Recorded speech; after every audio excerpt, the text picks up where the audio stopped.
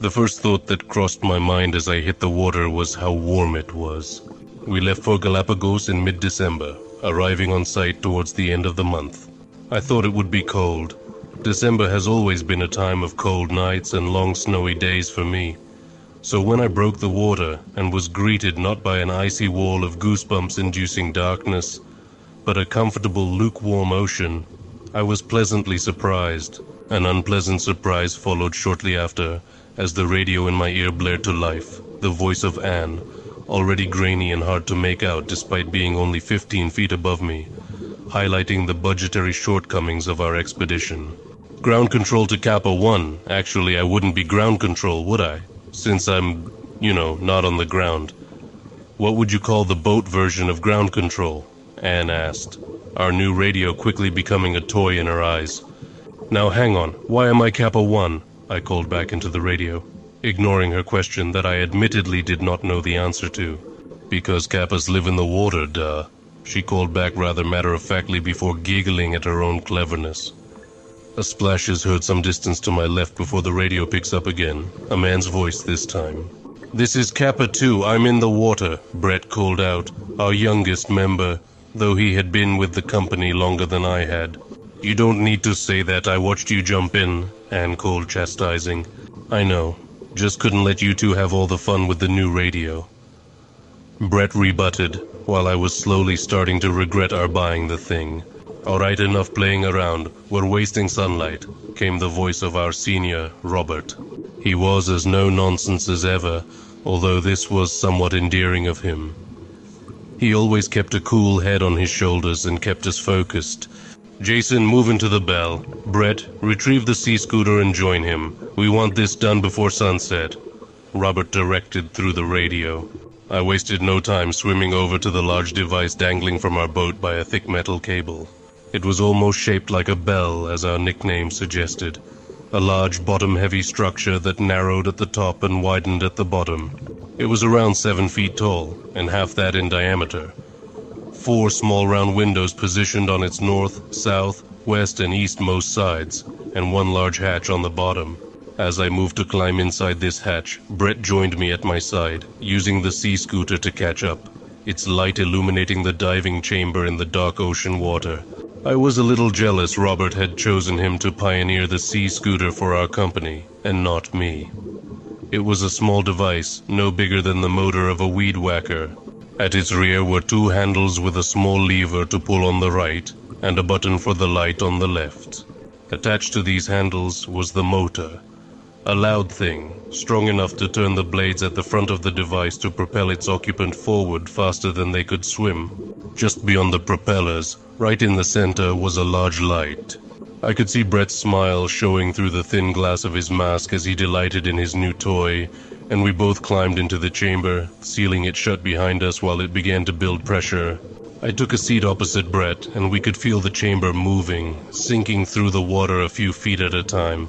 It was an odd sensation. The water inside didn't jostle or move, but we could feel the world pulling upon us as we sank down deeper and deeper.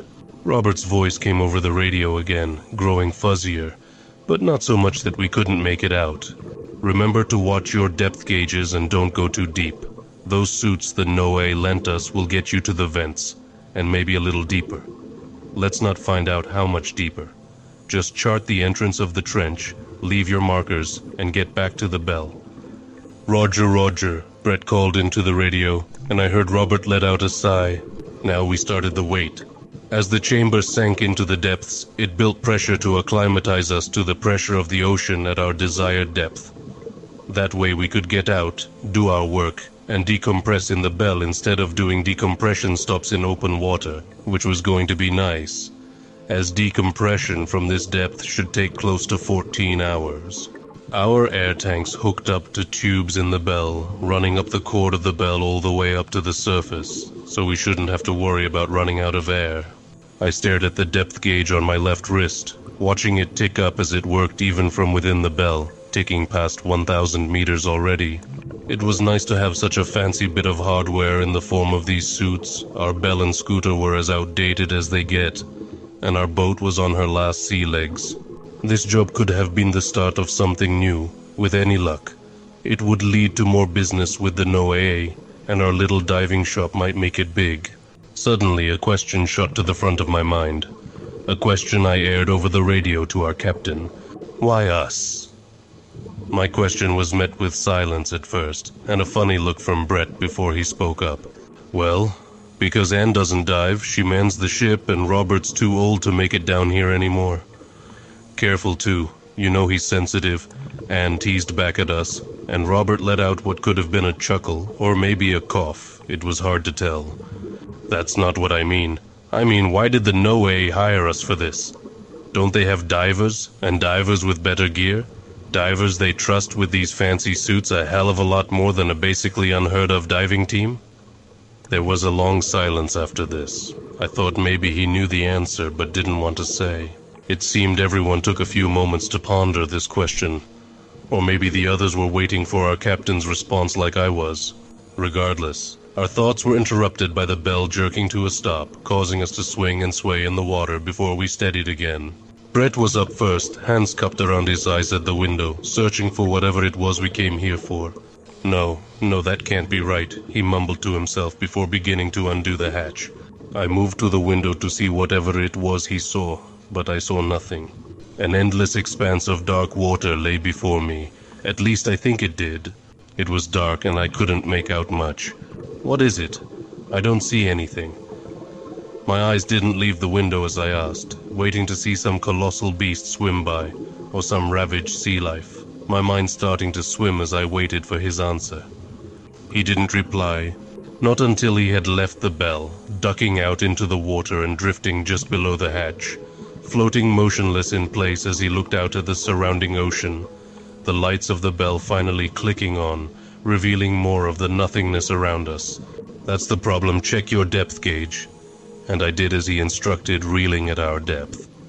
We were 2,600 meters below the surface, the deepest anyone had ever gone without a submersible. The vents, he started. We should have hit the floor 50 meters ago. This can't be the right place. The hydrothermal vents are gone. He sounded angry and a little confused. Robert called to him over the radio, trying to calm him down. Brett, it's a newly formed trench. The vents are still there, just moved. If you get back into the bell, we can adjust the position until we find the edge. It shouldn't be more than a few dozen meters away. Brett ignored him, swimming away from the bell now. "But Brett!" I called out. "Stay near the bell! If you get lost down here, I was cut off before I could finish, Brett starting to shout into the radio, turning his sea scooter on, and propelling forward, with me following along against my better judgment, trying to keep a mental note of where the bell was. No, this is impossible. The edge isn't a dozen meters away, there is no edge, this trench is massive. A trench this large forming and so close to land, there should have been tsunamis and earthquakes. This kind of damage doesn't just happen without anyone noticing.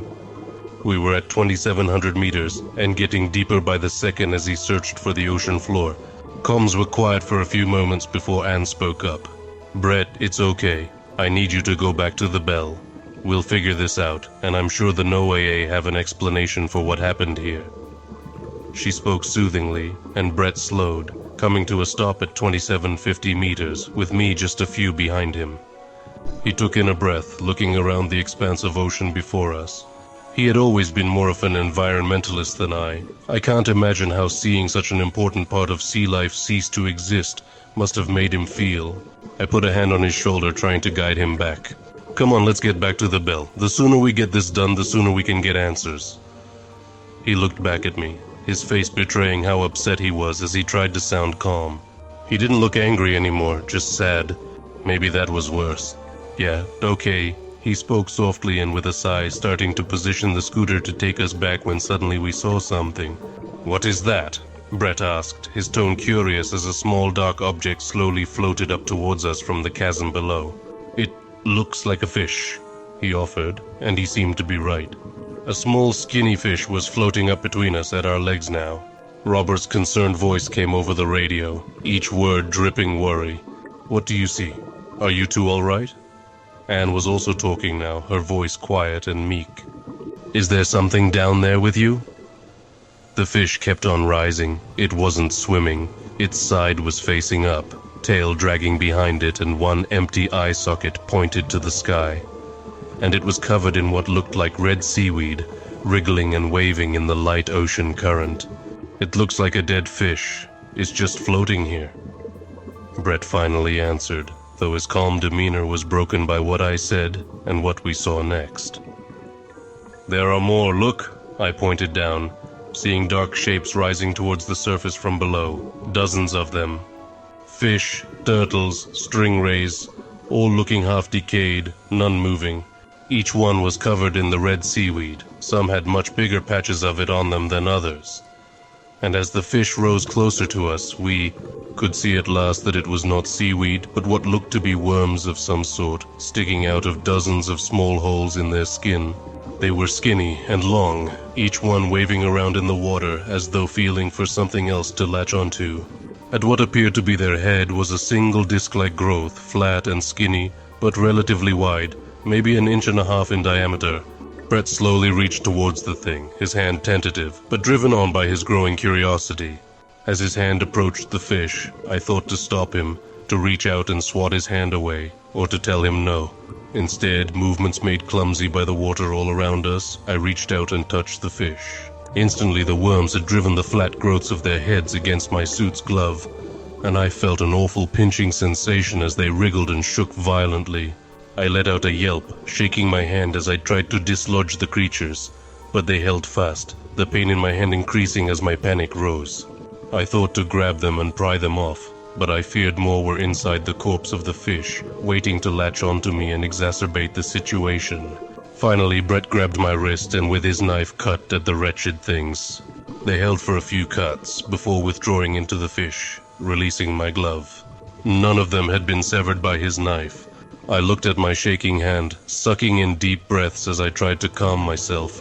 The voices of Robert and Anne cutting each other off as they tried to ask me what was wrong, what was happening to me, and demanding we return to the bell. My glove had several large indents in the material. The gloves were a strong fabric, but here it seemed they were almost chewed through, long cut like scrapes in circles moving towards a central point, where each of the worms had held onto me. Brett's voice came over the radio, the other two resigned to not getting an answer and clearing the comms. It's all right, they didn't get in. Captain, there are some sort of worms living in the Dead Sea life down here, definitely unfriendly. We're going back to the bell. Get ready to take us up. I'll get on the radio with the Coast Guard and man the crane. Robert's voice was stern and commanding. It was comforting to have someone sound collected and in control of the situation. Looking around us, things were not in control. Dead sea life was all around us, slowly moving past as they floated for the surface. It was like a swarm of jellyfish. We didn't want to get close and touch any of them, but if we didn't move more, would float up and surely touch us. Looking around, I didn't even know where the bell was. We had left it so long ago, and orientating yourself in the open ocean was like spinning around in a pitch-black room and then trying to find the bed. Where's the bell? I asked more to myself than anyone else. Anne and Robert couldn't help us reach it. The best they could do is keep it in place and hope we see the lights again. We have to go back the way we came. Just go nice and slow, and I'll use the scooter to push them out of the way. Brett presented his plan, and it sounded like a good one. He moved in front of me, using the light of his sea scooter to shine us a clear path, and turned the engine on. This was a mistake. Once the engine turned on, the sea life stopped moving.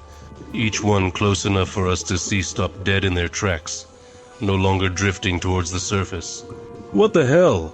Brett choked out before slowly but surely each decaying fish began to move towards us. Where before we had a path, we were now slowly being closed in on by a mass of dead animals, worms reaching with all their might towards us. Brett's voice was scared now, lacking the determination. His plan had afforded it before. Captain, they're coming towards us. We can't slip past, not this many. He cried out, pointing the light of the scooter around like it was some sort of gun to hold them back. Not they responded. They crawled on, moving closer and closer. Stay calm, son. There has to be a way out. Just stay calm and keep looking around. There are Coast Guard ships on the way now. Robert assured us over the radio.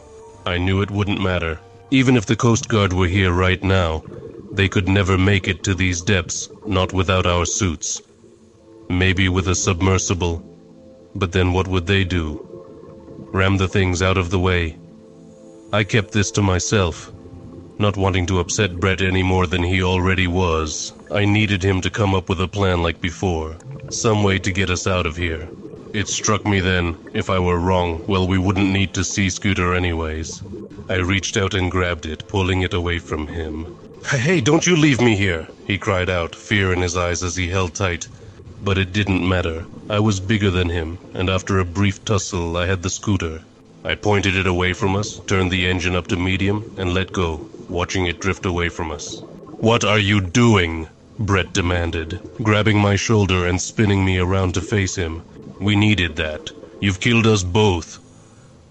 Around this time, the first fish drifted past us towards the direction of the sea scooter. He let go and turned around. We had to dodge them a bit, but they were moving past us, leaving us alone. I think they were drawn to the sound. When you turned it on, they came towards it, so I turned it up and sent it away. I explained, trying to keep him calm. "Well, you could have just said that, asshole." He was still angry, but too relieved to hold on to it. He turned, and we both started to swim, making our way to where he claimed the bell was, careful to avoid the sea life that hadn't been close enough to notice the sea scooter. With each passing meter, I grew more concerned. If this was the wrong direction, we were only getting ourselves more lost. And these dead things were still here with us. A little more spread out, but they were here. And I was worried more would come and it would become too dense a group to swim through. As my fears began to bubble to the surface and form words in my throat, my thoughts were interrupted again when Brett shouted over the radio. "There it is, the light! I can see the bell!" I swam a bit faster, straining to see what he saw, and sure enough, just ahead there was light. He swam towards it, fast, waving his arms and breathing heavily as he raced for it, ignoring the fish floating around him and rushing for the bell. As we got close, I began to notice something. There was something big just below it. "Brett, stop! There's something there!" I tried to call, but over his frantic breathing, the radio was too garbled for him to understand. Maybe he thought I was celebrating as well. I should have tried harder, yelled louder, something. But I didn't think he would be able to hear me. And as he neared the bell, the thing below rose into the light, coming into view and freezing him in his tracks. It was a whale, a huge humpback whale. But this one wasn't dead and it wasn't drifting, though just barely. It had huge holes all along its left side in tightly packed clusters. The skin they clustered on was swollen and infected, the holes leaking a dark fluid into the water. Its body was lumpy, long tubular growths protruding all down its back into its tail, and these bumps wriggled and moved, twitching and causing the body to move along with them. One of its eye sockets was empty, and the other eye, while still there, had a large hole in it, with a huge worm sticking out of the front. It slowly approached Brett, its one big eye locked onto him as the worm reached for him, both of us frozen in shock. As it neared him, the whale let out an awful sound, a groan of pain and anguish, as its mouth was pushed open by a mass of worms inside. They reached out, latching onto Brett, causing him to jolt to action again, flailing and screaming, jabbing at them with his knife to no avail as one latched onto his face, slowly pulling him into the mouth. He screamed into it, screamed and cried, and fought for all he was worth, but he wasn't getting away, and I only watched as it took him. Once he was gone and the mouth was closed, his screams did not stop. They kept coming over the radio, drowning out anything anyone else might have tried to say. The whale then slowly sank, leaving the light of the bell and vanishing into the darkness. I wasted no time swimming for all I was worth, looking at the bell and hoping that maybe, if I didn't look, I wouldn't have to see it rising to swallow me too. But it didn't swallow me.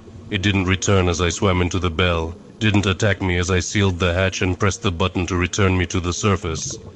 And it didn't rip the bell from the ship and sink me to the ocean floor as I waited for the bell to slowly rise out of the depths.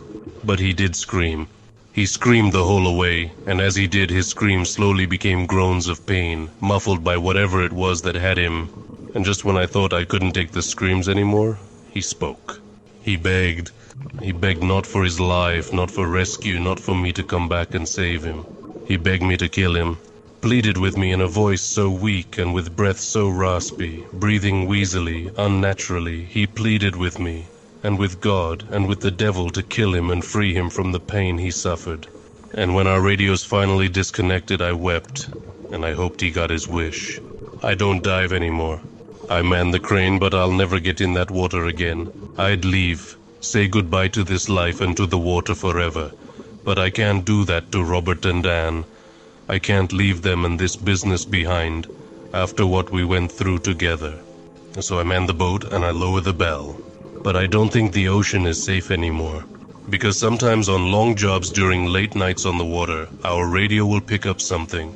It's always staticky and hard to make out, but I know what it is. He's still begging us to kill him.